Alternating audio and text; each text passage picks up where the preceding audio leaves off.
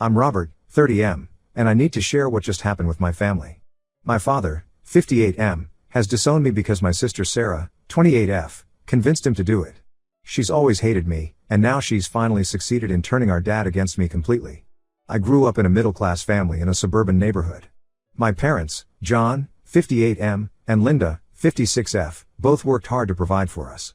Dad was an accountant at a local firm, and Mom was a high school English teacher. They always emphasized the importance of education and hard work. I'm the oldest of 3 siblings. There's me, my brother Mike, 26M, and Sarah. From a young age, it was clear that Sarah was the favorite child. She was born when I was 2 and Mike was on the way.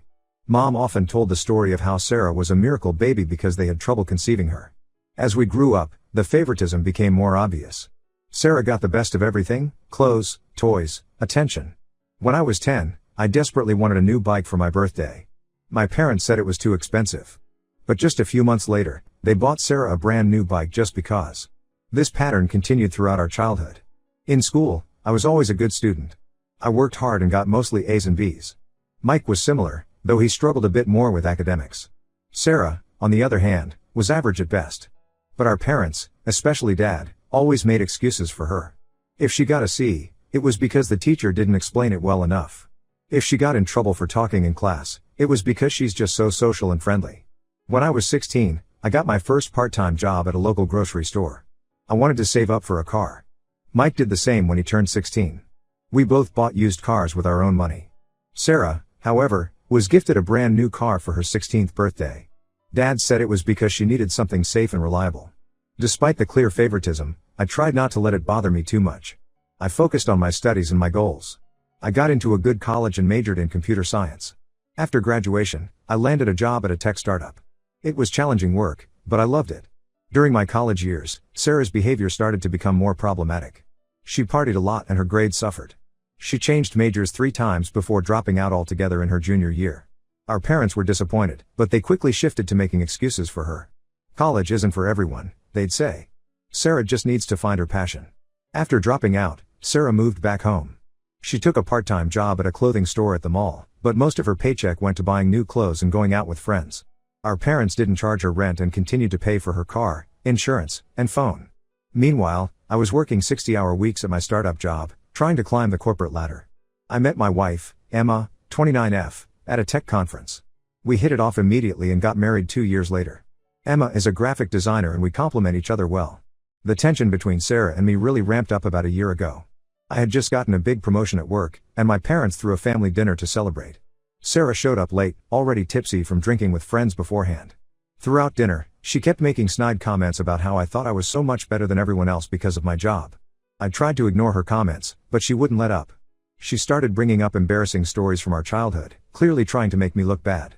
Finally, I snapped and told her that maybe if she actually applied herself instead of mooching off our parents, she could be successful too. She burst into tears and ran out of the room. Dad was furious with me for upsetting her. He said I should apologize, but I refused. I was tired of always having to coddle Sarah's feelings while she treated me like crap. Mom tried to play peacemaker, but it was clear she was siding with Sarah too. After that dinner, things got even worse. Sarah started telling our parents that I was bullying her whenever we were around each other. She'd twist my words and actions to make me look bad. If I didn't respond to her text messages right away, she'd tell our parents I was ignoring her. If I disagreed with her opinion on something, she'd say I was belittling her. I could tell my dad was starting to believe her lies. He'd call me up to lecture me about being nicer to my sister. When I tried to explain my side, he'd accuse me of making excuses. Mom would just sigh and say she wished we could all get along. The final straw came last week. Sarah told our dad that she'd overheard me telling Mike that I thought our parents were idiots for continuing to support Sarah financially. This was a complete lie, I never said anything like that. Mike and I had talked about our frustration with the situation, but we'd never insulted our parents. But Sarah must have been pretty convincing, because my dad called me up in a rage. He yelled at me for a good 20 minutes, saying he was sick of me looking down on the family and treating Sarah badly. He accused me of being jealous of Sarah and trying to turn everyone against her. He said I was ungrateful for everything they'd done for me. I tried to defend myself, but he wouldn't listen. He just kept yelling about how I betrayed the family. Finally, he said the words I never thought I'd hear: "You're no longer my son. Don't bother coming around anymore. You're dead to me." I was in shock. I couldn't believe my father would disown me over Sarah's lies. I tried calling my mom to talk some sense into him, but she just cried and said there was nothing she could do. She said Dad was set in his decision and that maybe if I apologized to Sarah, things would blow over. But I refused to apologize for something I didn't do. I called Mike to see if he would back me up, but he was hesitant. He said he believed me, but he was afraid to speak up against Sarah and risk getting disowned too. He has a wife and a baby on the way, so I understand his reluctance to rock the boat. It's been a few days now, and I'm still reeling. Emma is furious on my behalf and wants me to cut ties with the whole family. She says they've never appreciated me and that we're better off without their drama. Part of me agrees with her, but it's hard to think about never speaking to my parents again. I've tried reaching out to a few extended family members to explain the situation, but most of them seem to be taking Sarah's side. My Aunt Carol, Dad's sister, even called to tell me how disappointed she was in my behavior. It seems Sarah has been spreading her lies to the whole family. I don't know what to do. Part of me wants to fight back and prove Sarah is lying. I could show them my phone records to prove I never had the conversation she claims to have overheard. I could point out all the times in the past where she's manipulated situations to her advantage. But another part of me just wants to walk away from all the drama. I'm tired of feeling like I have to constantly prove my worth to my own family. Emma and I are trying to start our own family. She's actually 12 weeks pregnant, though we haven't told anyone yet because of all this drama. Maybe it would be better to focus on our future and let go of the past. I've thought about writing a letter to my parents explaining everything, but I'm not sure if they'd even read it. I've considered confronting Sarah directly, but I'm afraid she'd just twist my words and use them against me again. The whole situation is affecting my work and my relationship with Emma. I'm having trouble concentrating at my job, and I find myself getting irritable with Emma over small things. She's been incredibly supportive, but I know it's wearing on her too. I've thought about suggesting family therapy, but I doubt Sarah or my dad would agree to it. They both seem to think I'm the only problem. And to be honest, I'm not sure I want to sit in a room and hash this out with them. The thought of it just makes me feel exhausted. Has anyone else dealt with toxic family dynamics like this? How did you handle it? Did you try to clear your name or did you just walk away? I could really use some advice on how to move forward from here. I never thought I'd be in a position where I was cut off from my family, and I'm struggling to come to terms with it. Update 1: It's been about 2 weeks since my last post, and a lot has happened. First, I want to thank everyone for the supportive comments and messages. It really helped to know I wasn't alone in dealing with difficult family situations. After taking some time to process everything and reading through all the advice, I decided to try one last time to talk to my dad. I figured I owed it to myself to at least attempt to clear the air before potentially cutting ties for good. I sent him a text asking if we could meet up in person to talk things through calmly. To my surprise, he agreed. We arranged to meet at a coffee shop near his work during his lunch break. I was nervous all morning, trying to plan out what I would say. Emma gave me a pep talk before I left, reminding me to stay calm and stick to the facts. When I arrived at the coffee shop, Dad was already there. He looked tired and older than I remembered. At first, things were tense and awkward. We made small talk about the weather and his work for a few minutes before I finally brought up the reason for our meeting. I calmly explained my side of things. I told him how hurt I was that he would believe Sarah's lies without even asking for my perspective. I pointed out all the times in the past where Sarah had twisted the truth to make herself look better. I even showed him my phone records to prove I hadn't had the conversation Sarah claimed to overhear. To my shock, my dad actually started to tear up. He admitted that deep down, he knew Sarah could be manipulative sometimes. But he said he always felt like he had to protect her because she was more fragile than Mike and me. He talked about how Sarah had struggled with anxiety and depression in high school, which was news to me, and how he and Mom always worried about her self-esteem. We ended up talking for over 2 hours. Dad opened up about a lot of things I never knew. He talked about the pressure he felt to provide for the family and how he often worked overtime when we were kids to make ends meet. He admitted that he probably overcompensated with Sarah because he felt guilty about working so much when she was young. By the end of our conversation, Dad apologized for disowning me so hastily. He said he'd been stressed about work and other issues, and he'd taken it out on me unfairly. He promised to talk to Sarah and get to the bottom of her lies. He even suggested that we all sit down as a family to hash things out. I left feeling cautiously optimistic. It seemed like maybe we could start to repair our relationship. Dad hugged me before we parted ways, something he hadn't done in years. I called Emma on the way home to tell her how it went, and she was happy for me but warned me not to get my hopes up too high. That optimism was short-lived, though. The very next day, I got a call from Mike. He was upset and told me that Sarah had found out about my meeting with Dad. Apparently, Dad had mentioned it to Mom, who then told Sarah, thinking it might encourage her to reconcile with me too. But Sarah didn't take it well at all. According to Mike, she had a complete meltdown at the house. She screamed at our parents for hours, accusing them of always loving me more, even though she was the one who needed them. She brought up every perceived slight from our childhood, twisting events to make herself the victim in every situation. Mike said Sarah threatened to move out and never speak to them again if they didn't cut me off completely. She said I was manipulating them and trying to turn them against her. She even threatened to hurt herself if they kept in contact with me. Our parents, of course, caved to her demands. My mom called me in tears, saying they had no choice but to side with Sarah. She said Sarah was in a fragile state and they were afraid of what she might do if they didn't support her. She begged me to understand and to give Sarah space. I was beyond frustrated. Just when I thought we were making progress, Sarah managed to manipulate the situation again. I told my mom I was done trying. If they wanted to enable Sarah's behavior, that was their choice. But I wouldn't stick around to be her punching bag anymore. The next few days were chaotic. Sarah started posting on social media about how I was an abusive brother who was trying to turn the family against her. She shared childhood photos with long captions about how I'd always bullied her and made her feel worthless. Some extended family members and old friends started messaging me, asking what was going on. I was tempted to fight back and tell my side of the story publicly. I wanted to expose Sarah's lies and manipulations. But Emma convinced me it wasn't worth it. She said engaging would only give Sarah more ammunition and drag out the drama. She reminded me that the people who really mattered would see through Sarah's lies. Instead, I decided to focus on the people who really mattered. I reached out to Mike and told him I understood if he needed to keep his distance to avoid drama with our parents. But I made it clear that I'd always be there for him if he needed me. He was grateful and promised to keep me updated on what was happening with the family. I also called my grandmother, my dad's mom, to explain the situation. She's always been a voice of reason in the family. To my relief, she believed me about Sarah's lies. She shared some stories about how Sarah had caused drama in the family before, even when she was young. She promised to talk to my dad and try to make him see reason. For now, I'm taking a step back from the whole situation. I've blocked Sarah on all social media and told my parents I need space. It hurts to be estranged from them, but I realize I can't keep subjecting myself to this toxic dynamic. Emma and I are focusing on preparing for our baby's arrival. We've started setting up the nursery and looking into childbirth classes.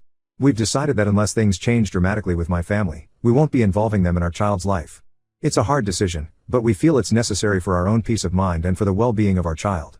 I've also started seeing a therapist to work through my feelings about all of this. It's helping me process the anger and hurt, and giving me tools to set healthier boundaries. Emma and I are also doing some couples counseling to make sure we're on the same page about everything and to strengthen our relationship as we prepare to become parents. At work, I've had to have a difficult conversation with my boss about what's going on. The stress was affecting my performance, and I wanted to be upfront about it. Thankfully, he was understanding and has allowed me to adjust my workload a bit while I deal with everything. I'm trying to stay positive and focus on the good things in my life. Emma and I have been spending more time with her family, who have been incredibly supportive through all of this. We've also been reconnecting with old friends and building a strong support network outside of my biological family. It's not easy, and there are days when I still feel angry and hurt about everything that's happened. But I'm trying to take it one day at a time and remember that I can't control anyone's actions but my own. I'll update again if anything significant changes. Thanks again to everyone for the support and advice. It's made a real difference in helping me navigate this difficult situation. Update 2: It's been about 3 months since my last update, and I wanted to share some surprising developments. First, some good news. Emma and I welcomed our baby boy, Jack, into the world last month. He's healthy and perfect, and being a dad is the most amazing experience of my life. The first few weeks have been a whirlwind of sleepless nights and diaper changes, but we're slowly finding our rhythm. Now, on to the family drama. About a month ago, I got an unexpected call from my brother Mike. He was upset and said he needed to talk to me urgently. We met up at a park near his house, and he dropped a bombshell on me. Apparently, Mike had been doing some digging into Sarah's past behavior. He'd always had suspicions that she was hiding something, but he could never prove it. Well, he finally found some concrete evidence of her lies and manipulations. Mike discovered that Sarah had been stealing money from our parents for years. She'd been taking blank checks from our dad's checkbook and forging his signature to withdraw cash. She'd also opened several credit cards in our mom's name and maxed them out. But it gets worse. Mike found out that Sarah had been using the money to fund a secret drug habit. He showed me text messages he'd found on her old phone, which she'd left at our parents' house, arranging drug deals and talking about how much she owed her dealer. I was shocked.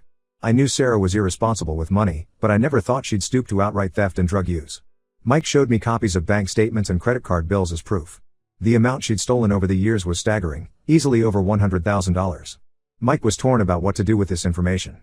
On one hand, he wanted to expose Sarah's crimes and finally prove to our parents that she'd been lying and manipulating them. On the other hand, he was worried about how they would react and if it would tear the family apart even more. We spent hours discussing what to do.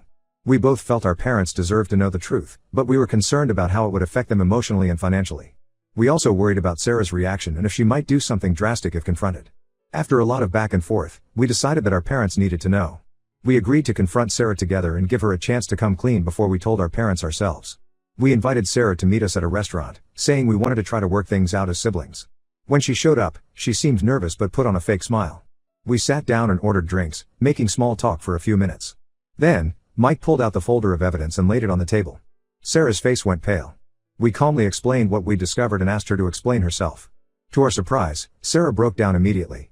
She admitted to everything, the stealing, the drug use, all of it. She said it had started small, just taking a little money here and there to buy weed. But it escalated quickly as she got into harder drugs. She swore she'd meant to pay it all back before anyone found out. She said she'd been trying to get clean but kept relapsing. She begged us not to tell our parents, saying it would destroy them. We told Sarah she had two choices: either she could tell our parents herself and agree to get help, or we would go to them with the evidence. She pleaded with us to give her more time, but we stood firm. In the end, Sarah agreed to come clean to our parents. Mike and I went with her for support and to make sure she told the whole truth. The conversation with our parents was one of the hardest things I've ever been through. Mom couldn't stop crying. Dad looked like he'd aged 10 years in an instant.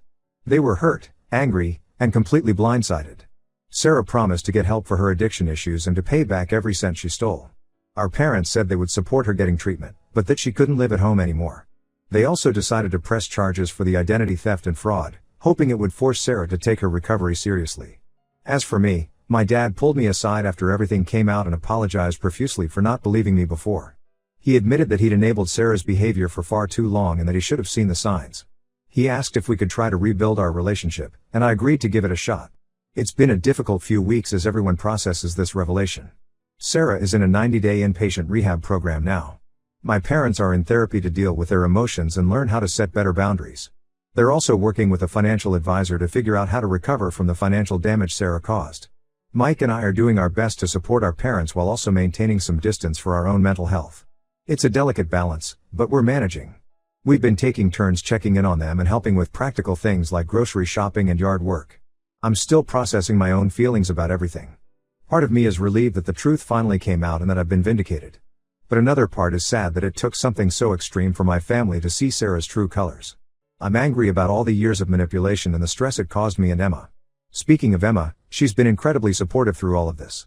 She's encouraged me to take things slow with my family and not rush into forgiveness just because the truth came out. She's also been amazing with Jack, taking on extra baby duties when I've had to deal with family stuff. For now, I'm focusing on my wife and son. My parents have expressed interest in meeting their grandson, but I'm taking things slowly. We've agreed to a short visit next month, with clear boundaries in place. Trust takes time to rebuild, and my priority is protecting my own little family. I'll update again if there are any major developments. Thanks again to everyone who's followed along with this crazy situation. Update 3: It's been about 6 months since this whole saga began, and I wanted to give one final update on where things stand now. Sarah completed her 90-day rehab program and is now living in a halfway house. She's attending regular therapy and Narcotics Anonymous meetings. From what Mike tells me, she seems to be taking her recovery seriously. She's got a part-time job at a local diner and is slowly starting to pay back some of the money she stole. I haven't had any direct contact with Sarah yet.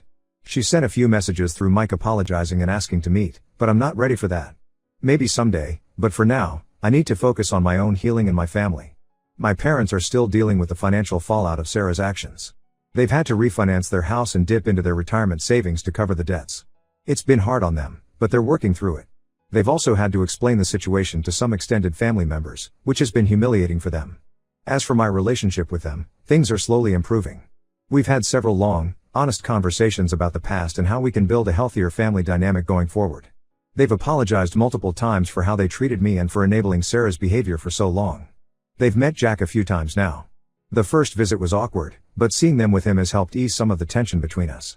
They're trying hard to be better grandparents than they were parents. Mom has been knitting baby clothes and Dad even built a rocking chair for the nursery. Mike and I have grown closer through all of this. We talk almost daily now and have become each other's main support system within the family. It's nice to finally have the kind of brotherly relationship I always wanted. He and his wife are expecting their second child now, and we're looking forward to our kids growing up together.